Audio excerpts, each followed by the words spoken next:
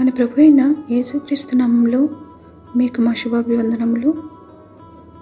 ఈరోజు దేవుని వాగ్దానము, నేను వారితో సమాధానార్థ నిబంధన చేయుదును, దుష్ట మృగములు దేశములో లేకుండా చేయుదును, వారిని నా పర్వతము చుట్టుపట్ల స్థలములను దీవెనకరముగా చేయుదును, ఋతువుల ప్రకారము వర్షము కురిపించదును, దీవెనకరముగు వర్షములు కురియును, ఫలవృక్షములు ఫలములిచ్చును, భూమి పంట పండును, వారు దేశములో నిర్భయముగా నివసింతురు.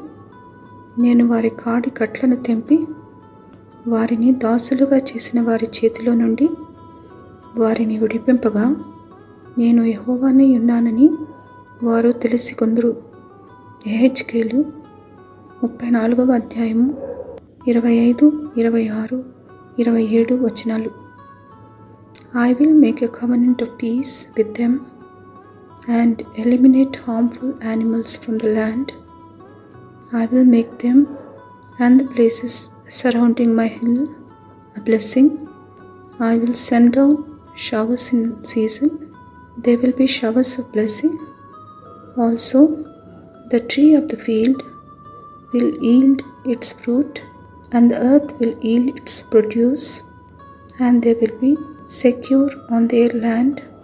Then they will know that I am the Lord, when I have broken the bars of their yoke and have saved them from the hand of those who enslaved them. Ezekiel chapter 34 verses 25, 26 and 27. ప్రార్థన. ప్రేమగల తండ్రి, ఈ దిన దీవెనకై వందనాలు. మా జీవముకు ఊపిరికి మీరు ఆధారమైనందుకై వందనాలు.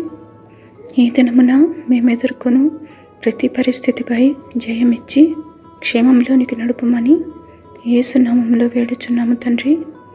Amen. Have a blessed day. God bless you.